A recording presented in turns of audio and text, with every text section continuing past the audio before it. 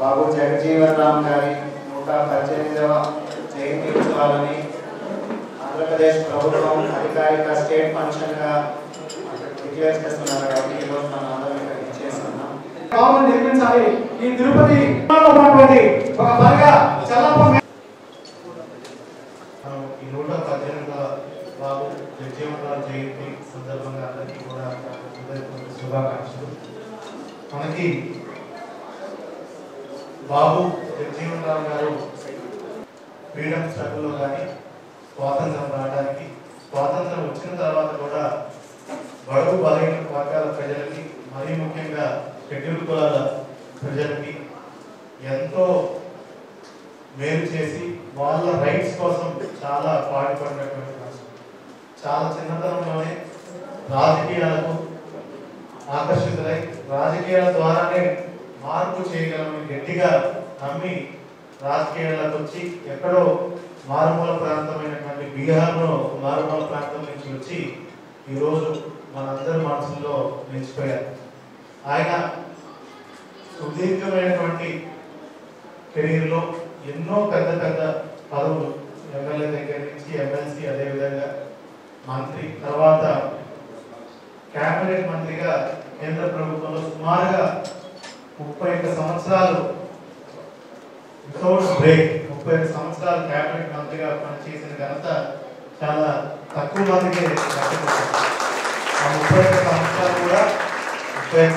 కూడా పెద్ద పెద్ద పోర్ట్ఫోలియోలు అంటే పెద్ద పెద్ద మినిస్ట్రీలు, రైల్వే మంత్రిగా, లేబర్ మినిస్టర్గా ఇట్లాగా చాలా పోర్ట్ఫోలియోలు ఆయన చేశారు. కానీ మనకి ఎక్కువగా లేబర్ మినిస్టర్గా ఆయన తీసుకొచ్చినటువంటి ఎన్నో పెద్ద పెద్ద సంస్కరణలు ఈ రోజుకి కూడా వాటి యొక్క రిలవెన్స్ చాలా ఉందని చెప్పుకోవాలి.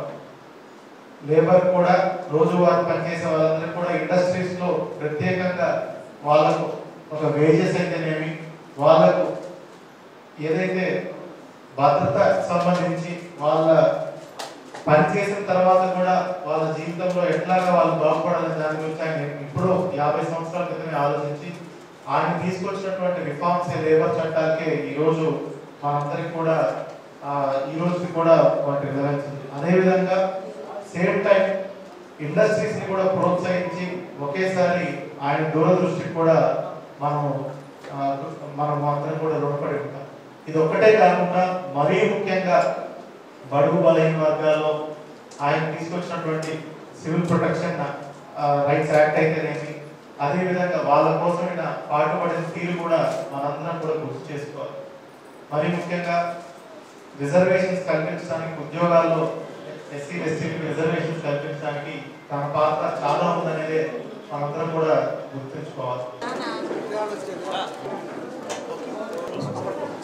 బాబు జగజీవన్ రామ్ గారి జయంతిని చేసుకోవాలని రాష్ట్రమంతా మన ముఖ్యమంత్రి గారు, తెలుగుదేశం పార్టీ జాతీయ అధ్యక్షుడు శ్రీ నారా చంద్రబాబు నాయుడు గారు ఆదేశానుసారము ఈరోజు మనం ఉంటాంగా బాబు జగజీవన్ రామ్ గారి జయంతిని ఇంత అంగరంగ వైభవంగా జరుపుకుంటున్నాం.